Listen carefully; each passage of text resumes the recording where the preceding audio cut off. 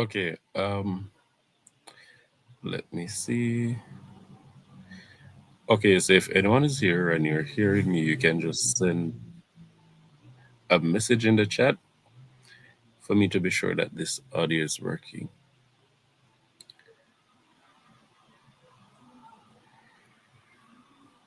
Mm.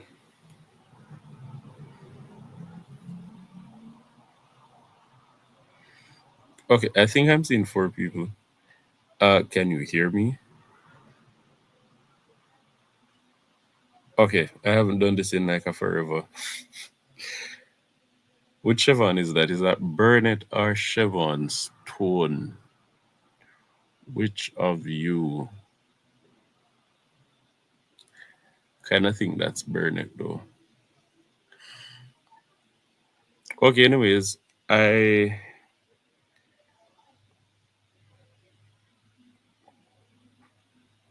okay. I'm passing through this live.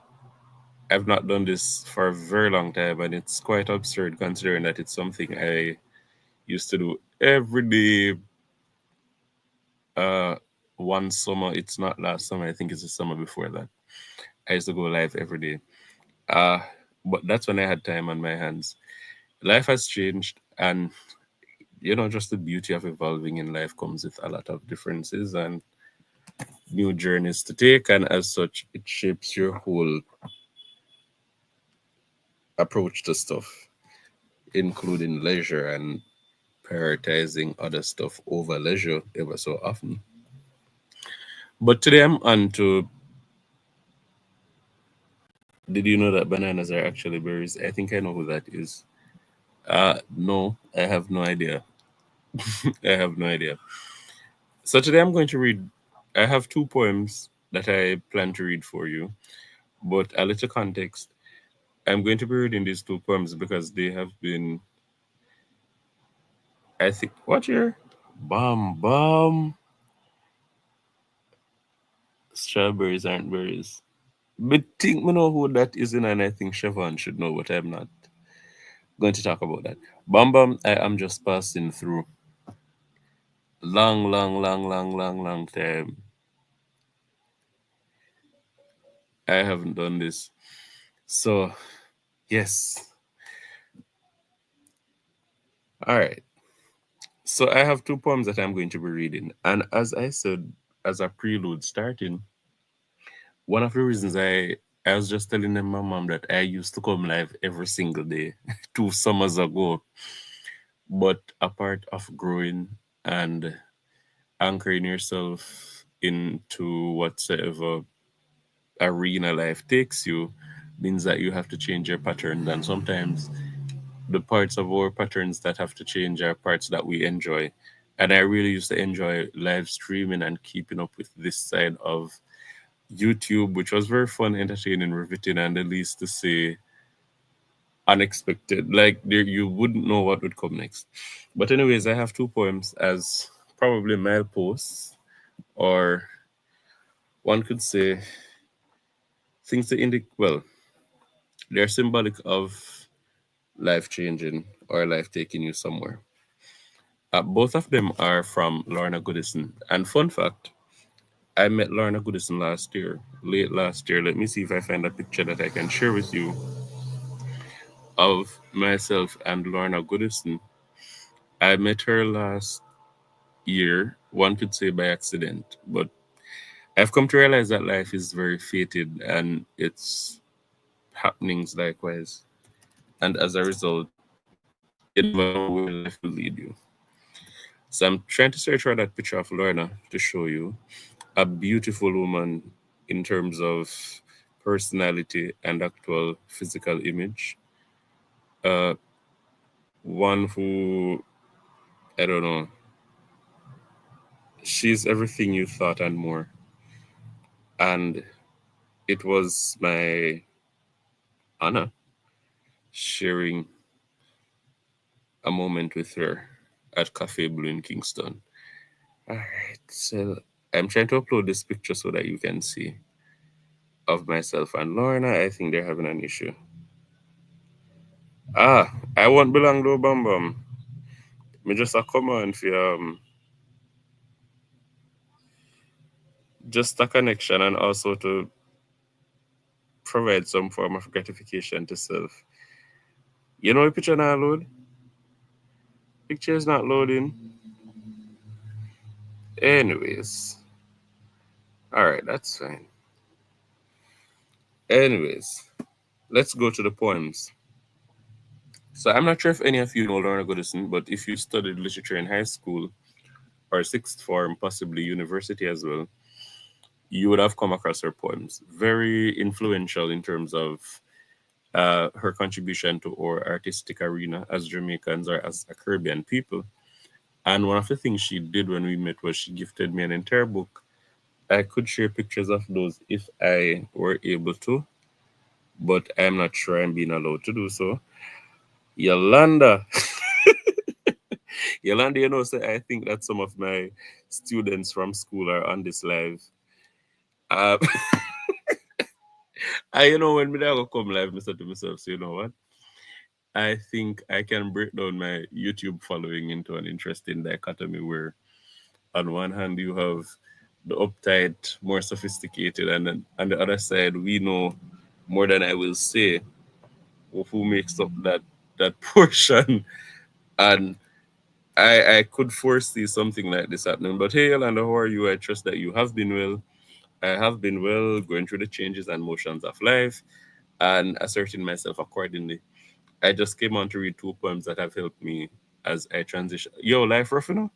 We don't know if anybody really accept enough as I have found myself doing, but life is rough. I mean no nice, decent, rough, rough.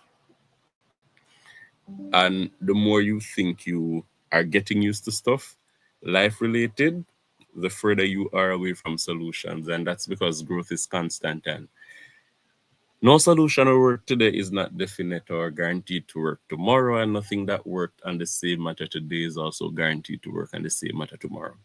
So, uh, let me get my laptop charger.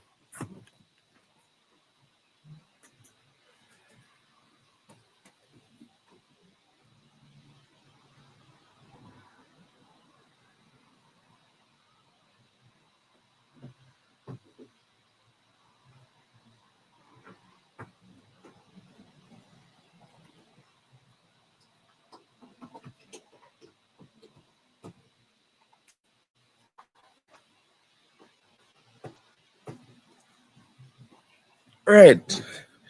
And so, as much as one would want, students who doesn't support our children. Let me tell you, you know, I think I have grown to have such a, I'm not sure, such a connecting experience with my students where they're not afraid to bring me down, you know, so I can trust.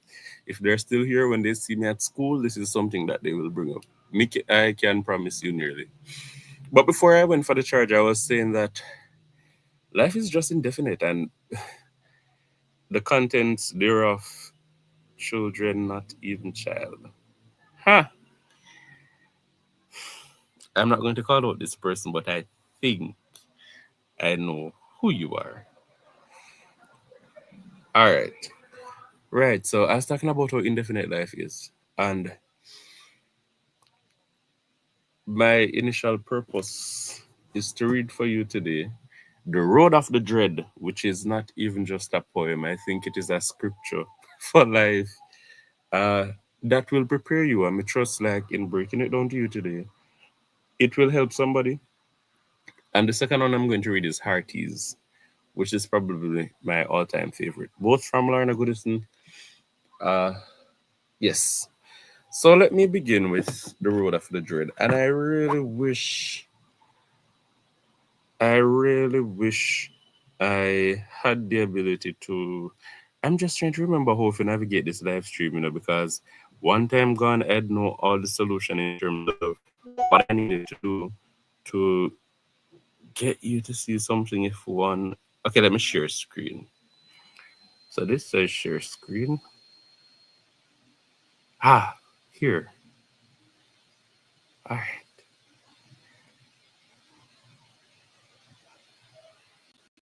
So if you guys are seeing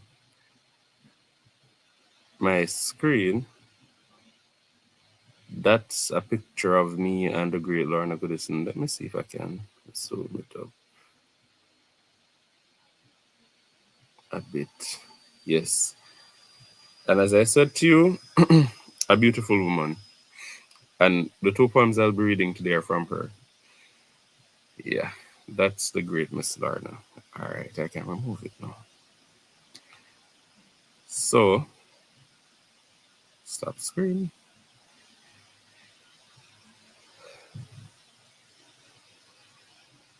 I'm trying to see if I can get the poem on screen for you to see while I read it.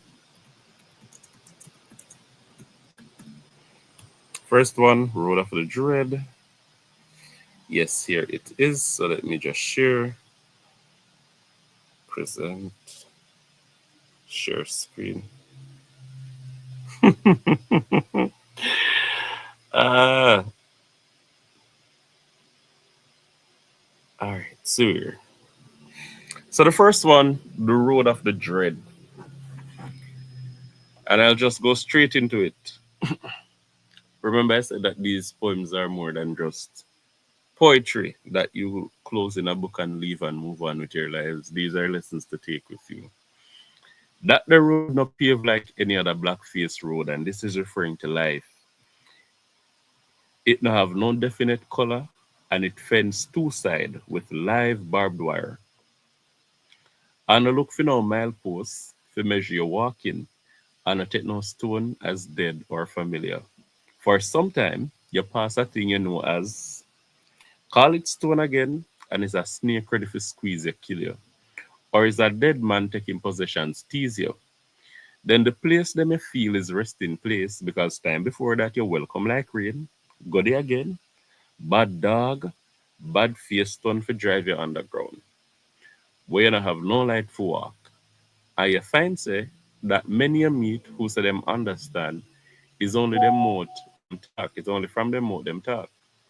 One good thing though, that same treatment make you walk untold distance. For to continue, you have to walk far from the wicked. On this same road, your sister, sometimes you drink your salt for water, for you sure say at least that no poison and bread, you picture it and chew it accordingly. And sometimes you're surprised to know that full man belly. Some day have no definite color, no beginning and no ending. It just named day or night as you feel to call it. Then why I tread it, brother? Well, make I tell you about the day them when the father sent some little bird and swallow flute for thrill me. And when him instruct the sun for smile upon me first. And the sky calm like sea when it sleep. And a breeze like a laugh follow me. Or the man find a stream that pure like baby mine. And the water ease down your throat and quiet you inside. And better still, when you meet another traveler who have flour and you have water, and man and man make bread together. And them time there, the road runs straight and sure, like a young horse that can't tire. And you catch a glimpse of the end through the water in your eye. I won't tell you what I spy, but it's for that alone I tread this road. Wow. What cheer? It is what it is. How are you? How are you? I hope I catch the poem. Anyways, let's just go through this a little and let's just use it as a reference comparable to life. So, this poem is talking about the road of the dread, and that road is life. And when something is dread, uh, it's not easy. And that's how I literally introduced this live stream to those who were here from the beginning. That I have come to realize that life is so much more than what you were prepared for. And nobody or any experience you have or experiences collectively will prepare you for what is to come. And sometimes we fall short of being grateful for life because of the challenges that we're presented with. And some of the challenges seem to exponentially expand as we continue with life. And as opposed to finding solutions, what we're finding are more problems. And the best of us can become discouraged out of those situations. So Here is this poem that helps us to navigate this road of the dread that has not found to be easy by anybody. You know, one of the things I was thinking about is sometimes our worldview, how we view life, how we view others, is limited to what we see and know. And some of the times we feel as though we have the greatest challenges in front of us because we don't know what exists beyond. And sometimes it's learning about what others are going through, learning about what others are being affected by, that we realize that our lives aren't as grim as we hold it. But in respect of our very own unique journeys, it doesn't mean that because somebody is going through something more intense than us, what we're going through isn't valid enough to discourage us. And as such, we all, I believe, are uniquely placed and aligned with challenges that God knows that we can navigate accordingly. And as such, you will look across the fence and you realize that somebody is going through something more horrible than what you're going through. But guess what? Probably that person can deal with it better than you. And your little challenge where you probably gonna feel like, it's not as bad as theirs. If they had it, they couldn't manage. So we have to be grateful of where we fall on this whole axis of life. And so let's go forward with this poem. The first thing it says is that the road not paved like any other blackface road. When we look at roads that we travel on, they're paved because they're prepared for something to move on it and move productively, smoothly. And we realize on the road they have pothole quarrel because it's not of its optimum state. So life is not paved like the smooth roads that we cruise on our highway. It has no definite color. And I did say to you starting that today might look a certain way. I guess and boy, it can get worse than this. But as that old proverbial saying reminds us, it's not over until the fat lady sings, and I often draw reference to that because something will be happening, and you say, boy, it can't get worse than this, and then tomorrow happens, and tomorrow blows your mind and humbles you because the next day might be worse. So life has no definite color. It fenced two sides with live barbed wire, and if any of us are here who don't know barbed wire, it would also speak volume of our demographic background. Because if you are Jamaican, you know barbed wire. And if you've had any encounters with barbed wire, you know, say, it has thorn-like features that will joke you, to say the least. And to say that life is fenced two-sided with live barbed wire means that we all have limitations. And limitations, if we go beyond them, the barbed wire go joke with. And we do understand, but sometimes when we see barbed wires, and these are just figurative objects not to define anything that goes beyond the risk of life. Barbed wires aren't there to prevent us from going out. If you know anything about Jamaican goats, barbed wire don't stop them. If you know anything about Jamaican children, a fence don't stop them from going outside of the yard. Nothing can really stop you, despite whatsoever device it has as an obstructive force, from going in or out of anything. You have to risk it some of the times, and you will get juke as a bad boy, yeah? And probably worse than juke, depending on whatsoever other device is there. But be encouraged to sometimes step out because if we stay within the limitations that life offers us, and sometimes these limitations are handed down to us not even by our own limiting minds, but by those around us. Say we find, say, somebody said to you, say, you know what, you come from here, so this is your limitation that you have to operate within, because if you go beyond it, it will create problem. That's the type of problem I'm not afraid to create. Any problem that has to do with my overall development or best fit, I am going to challenge it. Why? Because me conforming will look like me just accepting what is handed down to me. And sometimes those are the challenges we need to take upon ourselves. Challenges that will challenge us to become better people. And sometimes we don't hear that enough. We just learn to cooperate, we just learn to hold the peace and keep the peace, even if it means that we have no peace doing so. So, this whole stanza, the first stanza of this poem, I hope is a reminder for you to just go beyond what you think your limitations are, go beyond what others think your limitations are. And the same way that others create limitations for us, we create limitations for other people. And I think that this should be an awakening for us to Be more faithful, be more positive. Some of us might feel as though we're just being real and telling them the truth. You are this way, so you won't get this done. You're from here, so you won't accomplish this. And it's just the truth because that's what you've logically grown to realize. But some of the times, what we have to understand is no great human, no great event that took place in life happened because people followed what they saw. It happened because they challenged something and decided that, you know what, there is more, and there can be more, and there is better, and there can be better, there will be better, but you won't get anything different if you continue to do the same thing, the same way, and for the same reasons, right? And one of the things I've realized is existing in a time we feel as though certain things no longer exist. So, for example, we learn about great men and women of the past and how influential they were. And I was listening to a song by Africa the other day where she was saying, in times like these, she wish she had people like Marcus Garvey and Samuel Sharp and those people who were influential in their time to help to shape the realities we're facing. And I just smile because I'm like, you know what's crazy? We have those people among us now in the form of myself, Yolanda, Bam Bam, Siobhan, Caribbean Honey Bee, and all the other people on the live. We're those people, but we won't get our roses now. Those roses will be passed down to us when we move on. And people in the future are looking back and honoring us. And some of us will never be called in forums like Bob Marley and Samuel Sharp and Marcus Garvey, but within our own families, what difference are we creating? What are we making better for those to come?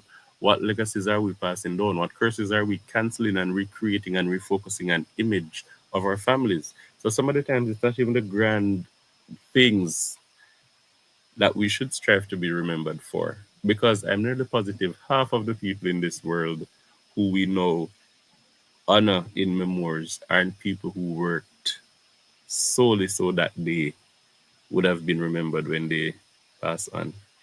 Bam Bam, so we all have to go over hurdles. Sometimes we do. And sometimes when we try to measure and compare our hurdles, they might seem, we see them in a different light.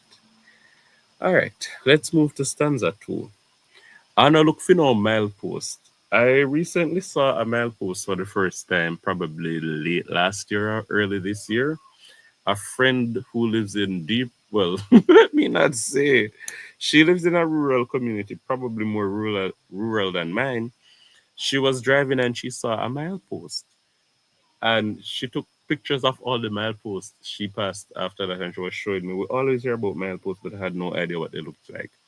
For those who don't know, mileposts are like concrete columns that used to be used in times past when we never have Google Maps to let you know how far you've traveled out of your home or things like that. So they would be labeled like 1 mile, then the next one after that is 2 mile and things like that. So that's what a milepost really was. So the poem tell you that life, now look for no milepost in a life. For measure your walking. And not take no stone as dead or familiar. You know, one of the things we do, we become so comfortable when we can depend on others. And while it's a good thing, and I think it's very healthy to have people who you can depend on, you will go through certain seasons when you realize you have to take on this by yourself. And I think that that's what was being established here. Don't look for no milepost to measure your walking. Sometimes what we do is, so for example, you're a student going to school and everybody else in your class to get a certain grade. If you're not getting it, you feel like you're not measuring up. And sometimes you don't need to measure up. Sometimes you don't need to measure up. I think one of the things we need to do as human beings is create our very own standards for ourselves. I've always challenged the idea that we're born or we can see things a certain way, and by virtue of it being that certain way, we have to continue. So you have to go up basic school, primary school, high school, then go to university, then get a job. And if you don't do that, you aren't a success story. You know, one of the people I've really been admiring for reasons even beyond what some people have focused on is Joshua on TikTok and his family. And I've realized what, I'm not sure if you understand the wealth in passing that has been passed down, particularly to those children from their parents. They live in an isolated environment. They work for themselves. So they're not consumed by any capitalist or working for another man. They work for themselves. They live in an isolated space by themselves. They eat what they grow. They literally even taught differently to show how close knit their circle is as a family and how limiting their exposure is to the outside world. They are self dependent. And what that does for them is to anchor them that beyond uh, certain things that will phase other children their ages, certain things that other children their age will have to go through, they don't. Because they've learned to depend on each other. And I wish I could afford to live like that, honestly, because I don't understand any other greater legacy beyond Christ that you could pass down for your children. Debbie! You know, said Debbie is not an easy person. I am not even looking. Caribbean Honeybee, I'm not sure if I said hello, hello. Bro, Shaka, what's up? All right. So, guys, we're reading for a poem and we're extrapolating it likewise. So, let's go here. Sometime I pass a thing you know as a certain thing, call it stone again, and is a snake ready to squeeze your killer, or is a dead man taking possessions tease you. I think what this alludes to is that, you know, sometimes we think we know people because we knew them a particular way, and when we did interact with them, sometimes I think that interacting with somebody one time or two time gives us a collective hydrogen image, picture, breakdown of who they are as a person. And it's not always the case, you know? It's not always the case. Sometimes it's the furthest thing from the case. And that's one of the reasons it's not too wise or prudent, to say the least, to get so accustomed to people too quick. Because they know them as this. And when you go again, um, trying to embrace them in the capacity you think you know them, they are not what you expected. So this line I say right here. So you think, you think you see a stone, but when you go back for relate to the stone, is a snake ready to squeeze a kill you. Or a dead man taking possessions tease you. Then the place they may feel is resting place because time before that you welcome like rain, go there again, bad dog, bad fence, turn for drive you underground. We gonna have no light for walk. And you find say that many you meet who say them understand is only them mouth them talk from. It's only from them mouth them talk. That part slapped me for six, and I think we all that part slapped me for six, and I think we all relate there. Have you ever, and I don't even need to ask if you've ever, all of us have experienced things, probably more than we can give account for, where when we try, we can't even explain myself to say this to them to me. Honestly, we can't. We can't. You tell somebody, they say them understand, but we know say they can't understand.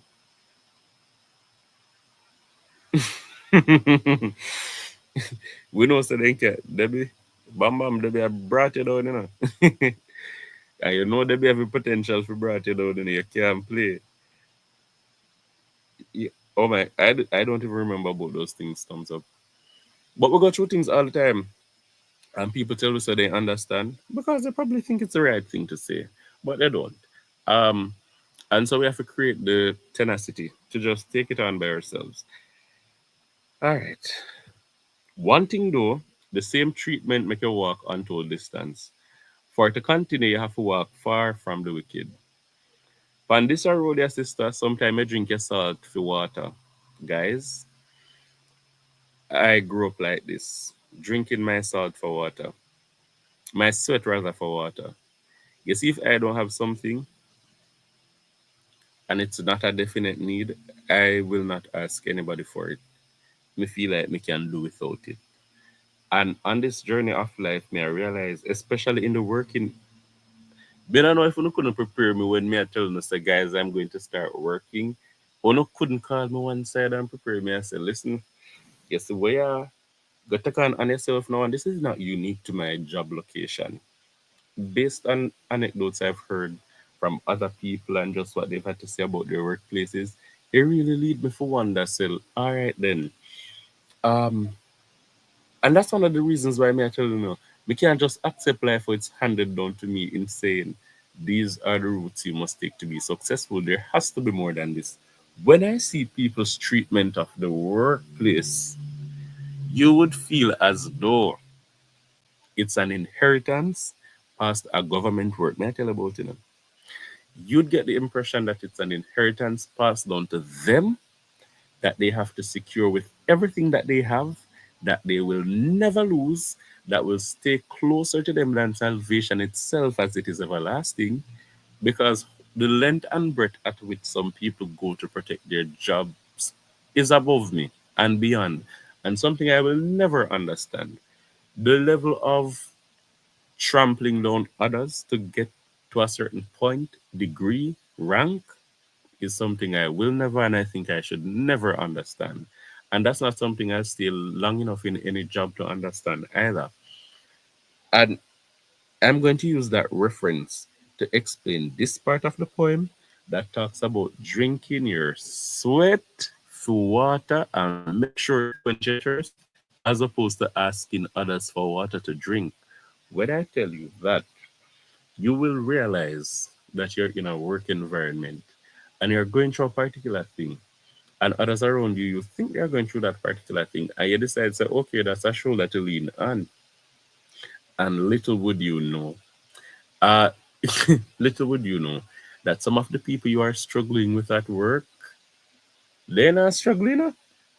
And some of the concerns that you're having, they're only listening to you venting because of what they will do with that information. They have no intention whatsoever of wanting to fix a problem as you do. And sometimes you have to be ever so careful.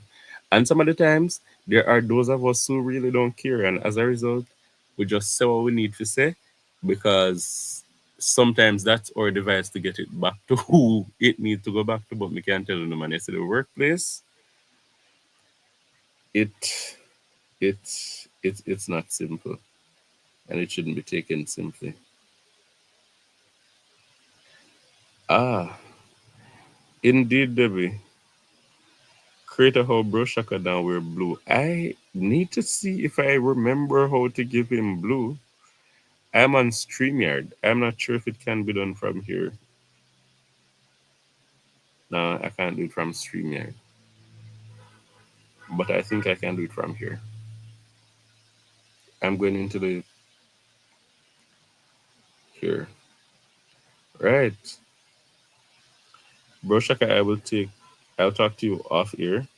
It's not earworthy because my class up right now. Oh my lord. Behave yourself, Debbie.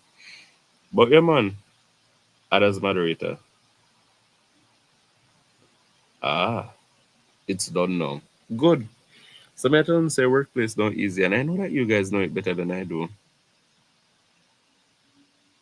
I know that you guys know it better than I do because much of you here have been working longer than I will probably ever do. Good. All right. And bread, you picture it and chew it accordingly, and sometimes I'm surprised to know how that fill a belly. Some day have no definite color, no beginning and no ending. It just named day or night, as how you feel to call it. And I must say, guys, you see me I tell myself life rough. This has been one of the experiences I've had.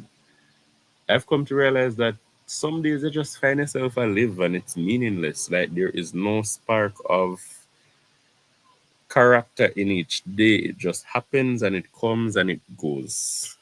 And you just feel as though you're trapped in a spectrum and you're just existing, but it is just what it is. So why do you tread life if it is like this? And she gives two reasons that I'll just stop in quickly before I move on. She says some days God will ensure that the sun shine on you. It shines on you first. And you see that part here hmm, is important. You know what I've realized? I've made a conscious decision this year, earlier this year, to reflect on how last year went and all the things that went well. compared to how I was feeling at the end of the year. You see, at the end of last year, when me telling you say I felt worn, finished, literally just overwhelmed. And then I might say, you know what? Reflect on all the good things that happened. And when I saw how many things went well last year, it was surprising as to what took precedence in my feelings. Why did so many things go well? And still, I felt as though the world literally counted me out opposing. You know what that showed me? We don't count our blessings enough. And sometimes what really gets our focus is the bad things that happen, which shouldn't. But I think it has to do with how we're wired as people to dealing with issues. A million things will be going good. And half of something go bad and it spoils our day. And I think it will take a great level of probably maturity beyond what I've been exposed to really get me to that place of just knowing, say, you know what I have is of greater value than what I don't, right? But a lot of things went well last year, a lot of things. So sometimes, and those things expressed in this poem is when God shine him light on you, and when He does, He does.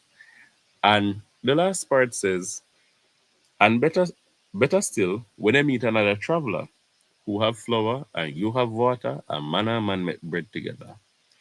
You know, one of the things I will always value in life are good friendships. Very important. Very, very important. You know, sometimes what we nurture ourselves to believe is that we can't trust nobody. Nobody can be trusted. You know, we have to go through life on our own, which I have accepted that certain things is not to be experienced collectively. You have to do certain things by your own. But I think it is defeating of the very essence of life if everything you have to do on your own. If you can, I don't know, if you can find any form of peace with anybody, any form of bonding with anyone, I think that is unfortunate. And a lot of us have been wired like that to think, you know, you can't trust nobody. That makes life weighty, heavy, hard to handle. And it's not something I subscribe to. So, as expressed here, when you meet somebody else who you guys can find a reason to live, expand, experience life, it is beautiful.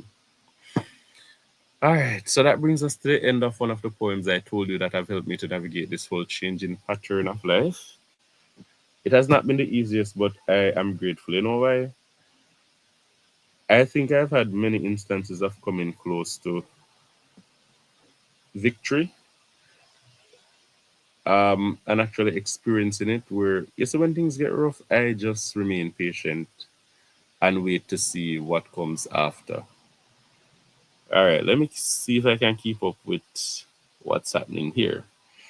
Okay, creator, okay, me I go behave because I don't want to go in time out on the first day of class. I will stay quiet.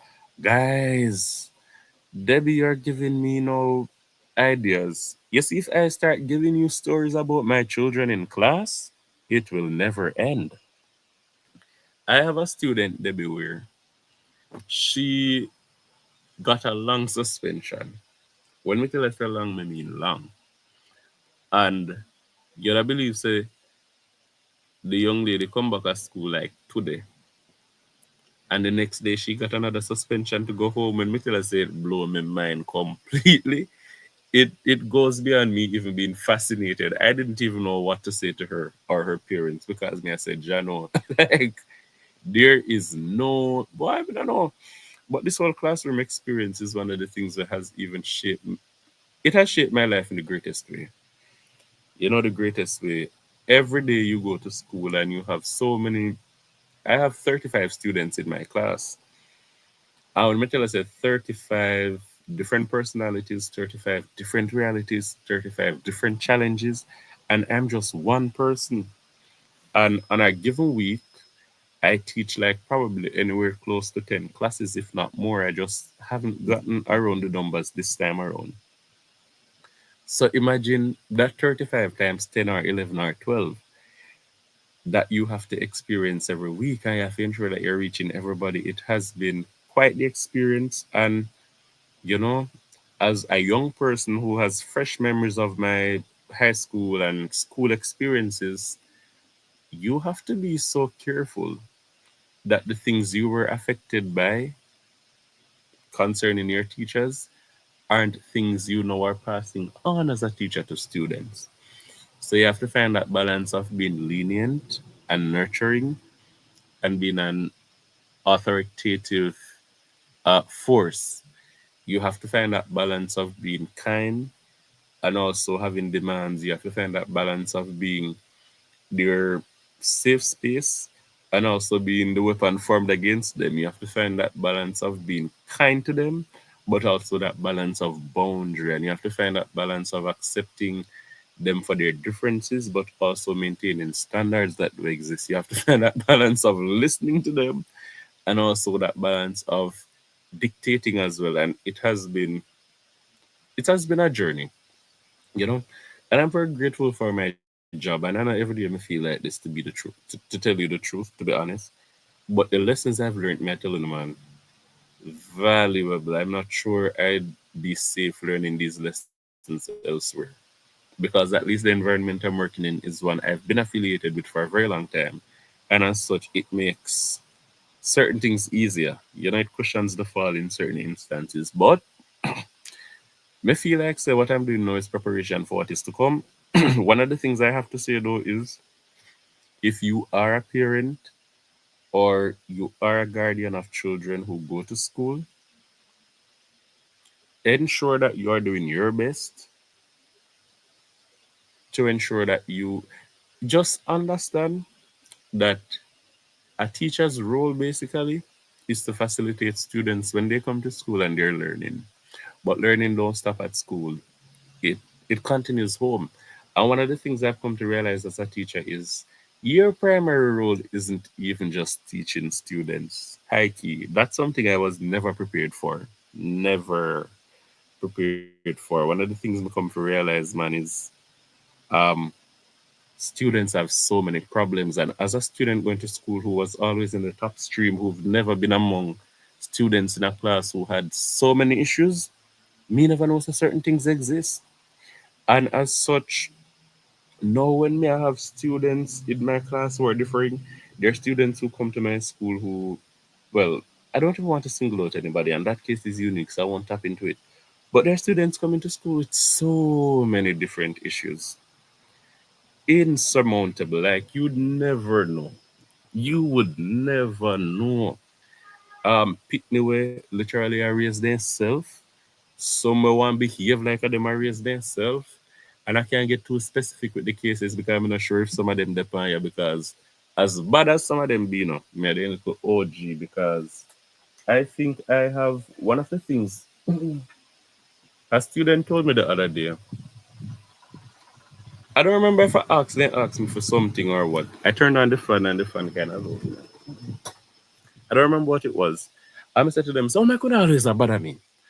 And I said, sir, some of the other teachers, they are up here, but you are down here with us. And I think I make myself relatable. Because certain things we don't get to me head. In terms of like, okay, I'm your authority and you should listen and blah blah blah blah blah blah blah. I am like that sometimes, but probably not in that light. But I make myself available for them to be able to talk with me if something's affecting them. And being like this have caused me to know so much about them. And parents, yes, some of the times when students aren't performing how they should, if you know in yourself that it is something at home that you are contributing to that is causing them not to do well, you have to fix it. A lot of parents are hypocrites I've come to realize. I may understand how hard it is to stand in front of a teacher and accept, say, boy, the home thing now work out so good, and probably that's why the pitney now perform accordingly. But you have to come to accept it, man. Me I tell you, say something I've gone with. We don't even understand. And these are some of the things that are affecting children. are probably things that parents don't expect to affect them, because some of these parents have come to realize when they were children, they were going through the same thing and it never affect them. So why should it affect their child? Me not understand that part there, but it is happening. Bam Bam, she needs serious help. I can tell you that if it was just for her suspensions alone, it wouldn't even be a problem. But there's several other issues were worse than the suspension. Yeah, man. Several other issues are worse than the suspension. Uh, yeah. So Debbie can be like that picnic we get suspended one day after, you know. But no, no, no, always be me. Yes, for Shaka. Okay. She must be working for an expulsion. Sure. Yeah, man, bam, bam. Help is needed. One of the things I'm also realize with these children is they're not anchored. They're very frail. You remember, like when, well, I can relate to my time, which is probably different from that of several others of you. But going to school, you gotta take certain things serious. So if for exam time, all if you're dead, you go exam. All if you lose a limb on your way, you go exam. If you're near for dead, you go exam and dead after the exam. These students aren't built with the same level of grit or motivation. They're very frail. So if them have a bad hair day, that is something valid enough for them not to push out for important events at school. Um, like an exam. I just have to understand, one of the things that my school did was the other day the students were creating mix-up pages on Instagram. And as a result, I want to tell you, mix-up pages are anonymous. You don't know who's behind them. They are posting derogatory things about teachers, students, members of staff, anything come to their imagination, then post it. And you can just imagine this is a high school setting. All when are not true, these are stigmas that you're creating to attach to people. One of the things that the principal or the school board or whosoever was in charge of that did was that they banned phones. So they can no longer take phones to school. If they do, they log it at the gate. And when they're going home in the evenings, they go and pick up their phones. There's a fee to log the phone, and there's also a fee if they catch you with a phone where you never log, where you have to pay if you get back your phone. One day I went to school. I was early, so I was going back on the road to sort out some business. On my way out, I saw a student just come in and she said, "Sir, you can't keep my phone for me." I said, "No, I'm not going to keep any student's phone." She said, "Well, may I go back home?" My mother said, "Me not forget them my phone." I think to myself, I said, "This is interesting." My mother say school just love people money, and the money school want. I mean, if you give them my phone, and I kid you not. Remember, say me I go on my business and the pitney turned back, went to the bus park, and went home. While she was walking to the bus park, I talked to her, hoping that she would change her mind and go back at school. And I said to her, I remember one of the last things I said to her was, "So what are you going home to do now?" Me no know. Me say, "So how many classes did you have today?" Me no know, but me I go me yard. And she just went home. What that says to me is, and not even something we never know, but parenting plays a huge role in how students operate at school. And we have to be careful, parents, about some of the things that we say around the children, because we are shaping their own biases as well and how they operate. And sometimes those things will backfire on us. So you have to be ever so careful. Ever so careful. But yes. But anyways, being an educator has been a journey and one that I take very seriously because I understand that I'm dealing with people's children. Anything we have to deal with children, I am so detailed because I also understand that there is something called karma.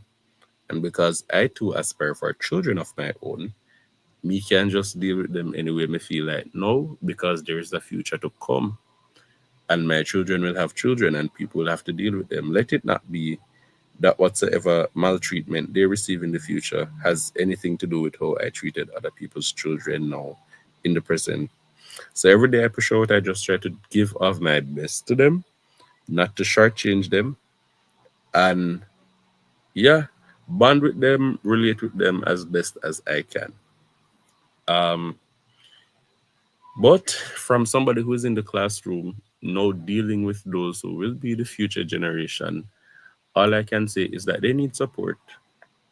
They need support. All of them. They need support for different reasons. And they are living in a different time. They're living in a different time with different issues, different struggles. When you look at the amount of students going to school who are now doing things like cutting their wrists or just other suicidal or homicidal acts, you have to, it calls a caution. It calls a caution.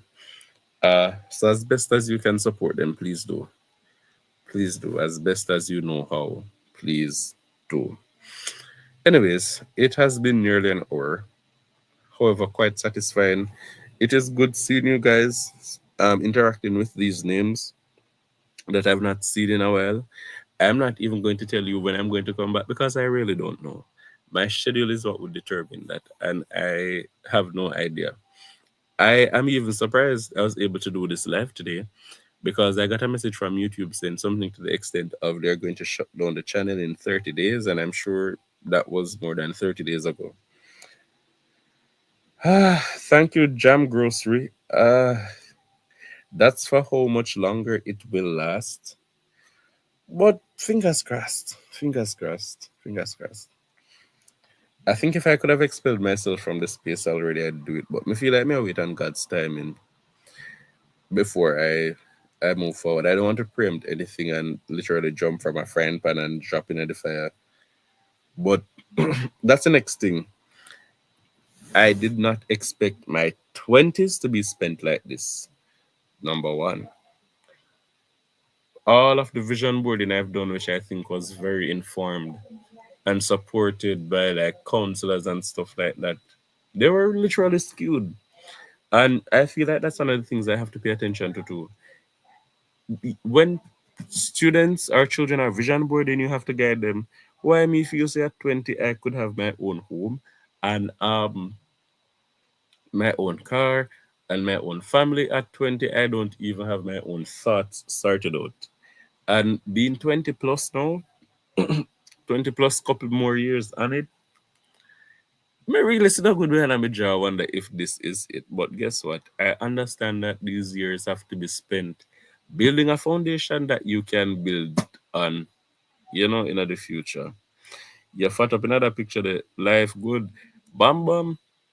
Probably just a mercy of God himself because life has not been it I'm not even going to be ungrateful. Life has been good.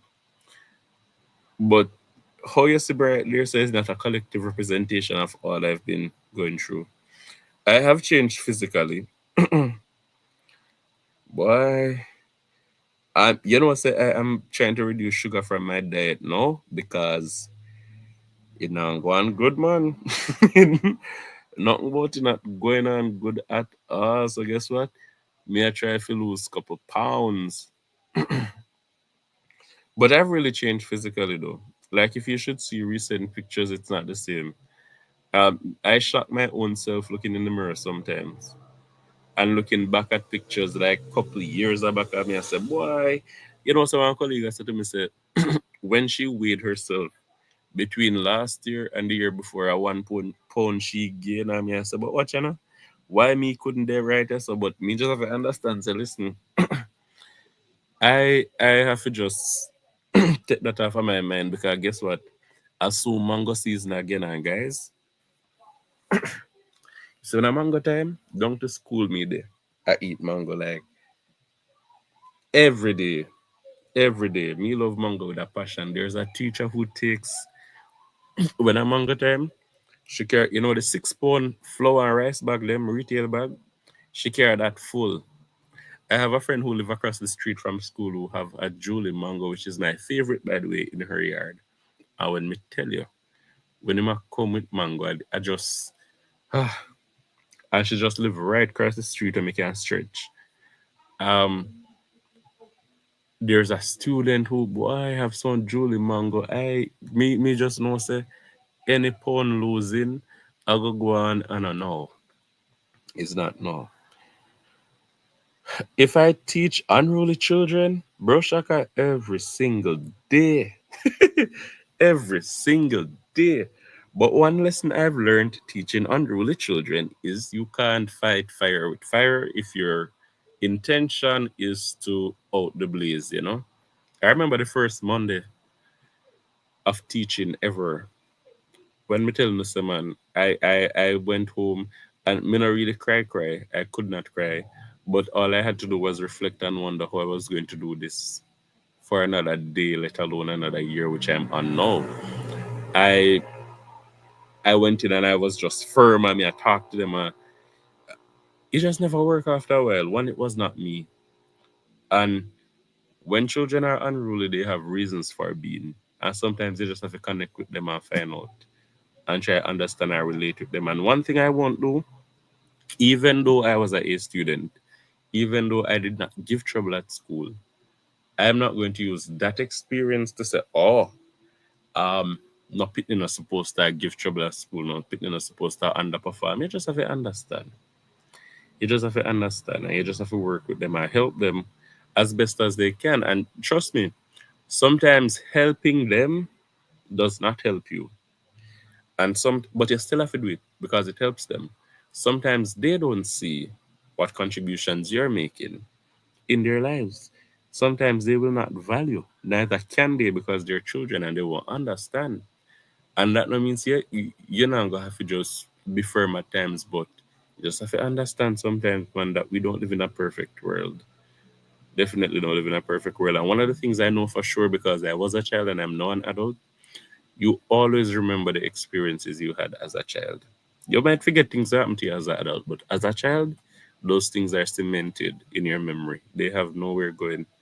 And as such, as best as possible, you just have to work with them because they're the ones who are going to grow up and pass us on the street, serve us in our restaurants, in our hospitals. And one other thing me realize, some of them are unruly today, but it's not there tomorrow. And sometimes seeing some of them change is just beautiful. And you're really happy to see you did have patience with them. Hi, honeybee, how are you? Um, uh, all right, guys, wait, let me try to keep up with some comment. Bro, Shaka. Okay, Bam Bam, she needs serious help ASAP. Good luck on your teaching. I saw that. It is so sad how the parents is contributing to the kind of miss it worse than that from parents. God bless Debbie. You would be surprised. We are living in a different era. A pure big people going to school. Yes. But you know what the funniest thing, Debbie? I was speaking to a gentleman yesterday, and he was telling me about his time going to school and how school used to bad. I said to him, say, you know what? Normally, when I talk to older folks and they're commenting on how schools are being run now, they are having it sound as though are the worst things since sliced bread. And the man said to me, said, that's not true. At least it's not a universal truth. Because some of the things that used to happen at schools then aren't happening now. Really agree. I really agree. In terms of like violence and just certain elements existing, it was bad. One thing I have to say though, in terms of students going to school now, their respect for authority is different. Their challenging of authority is different. You know, in times past, you could have bad like yours, then better than your teacher them because for them head mad sick no good.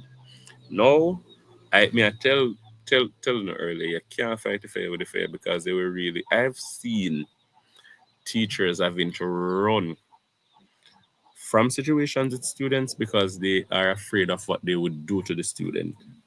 They're very challenging to work with. And I think, needless to say, it's the influence of media on them, like how they see children elsewhere behaving.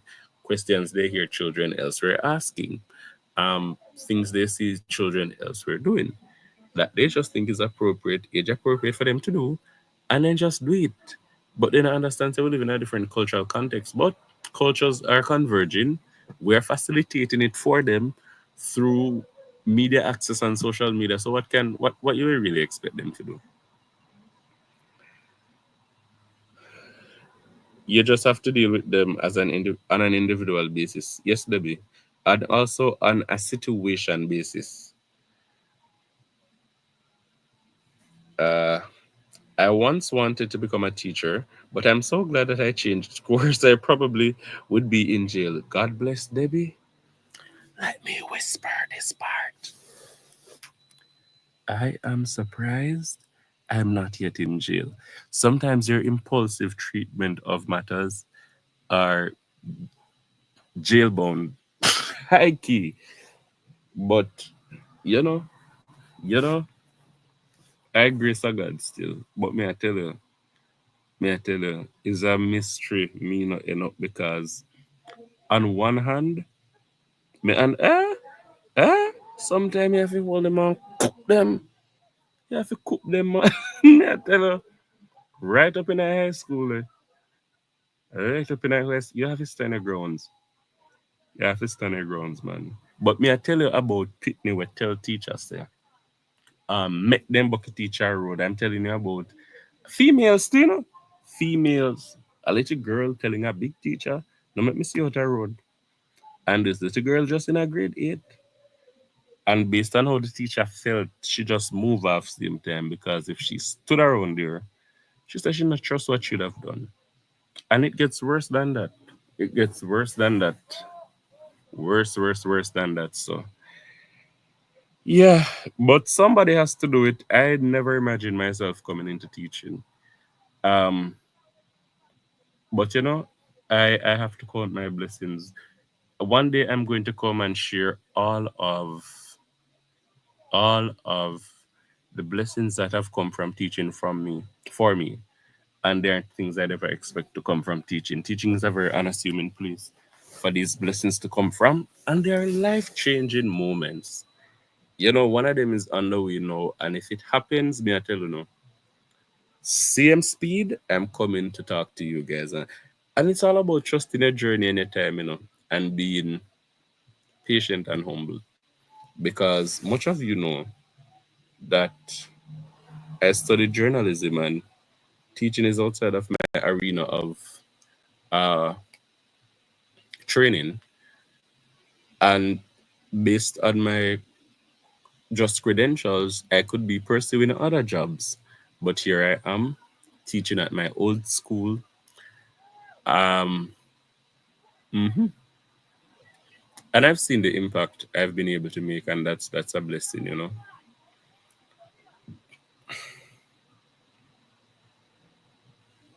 Mhm. I know that I know what I'm saying. I know who to follow. Creator, please give Honeybee her jacket. Ah, Honeybee, you're naked. All right, here you go. Yeah, man, God bless. We have to stay strong because, as I say, it is somebody's job to do.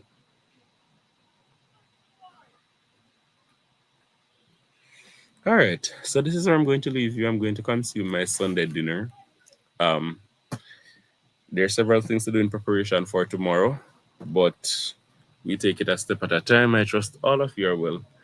I'm not sure when I will see you again, but as long as I'm available, mentally and physically, I will pass through because mental availability is another conversation in and of itself.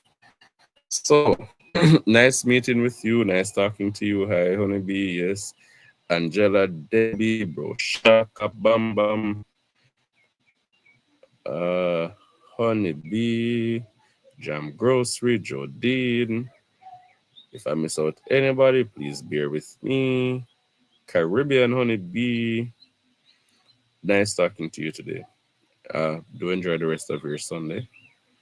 And probably I'll see you on a live. I'm going to try to come on a live later if somebody goes live. Dinner is stewed pork and fried chicken, and the rice and peas. My sister-in-law is a teacher here, and some of the homes that her children are from, you wouldn't want to imagine. I've heard stories. I've heard stories. I I was going the other day. I was staying at school for JCDC. We're camping, and may I tell us that in the middle of the night, probably somewhere around 12 to 1 o'clock, I was on the streets of Sav, and also on the streets of Sav were some of my students who should have been home. I just I wonder say, um, okay then, who responsible for them here? There is nowhere I will go in this country and a book up a picnic. Sometimes on their own, I wonder say, all right then, who responsible for them here? You wouldn't know. Sometimes the home by itself is a concept and a fallacy therein because a breeze a blow up some I picnic them. hmm And as a result, some of them struggle to integrate into like a school system that is so managed and micromanaged too. hmm Make sure you come back. Don't take long. As I said, once I am mentally and physically available, I hope. Absolutely. Okay. Take care, Jodine. Again, it was nice seeing you. It was. Where's Ingrid? Where's Ingrid? It is nice. All right. It's bad creator. Bad is an understatement. All right, Angela.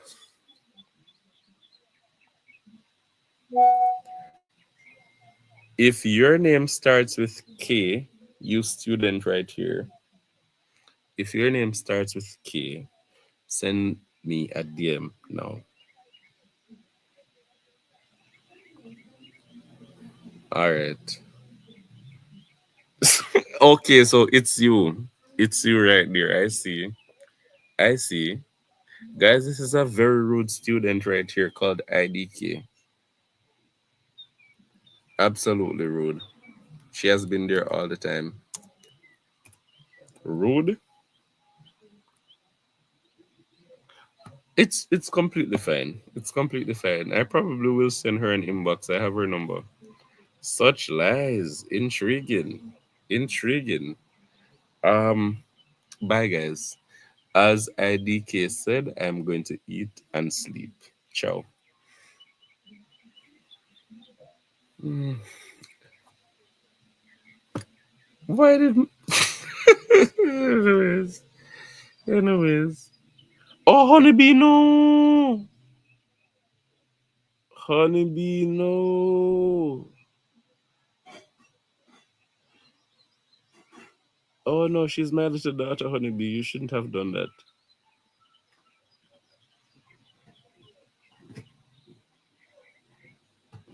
But that's fine.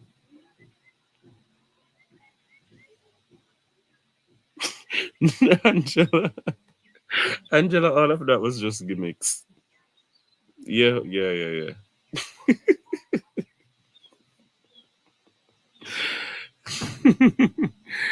All right.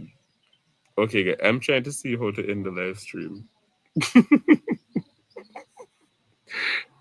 All right, later, everybody.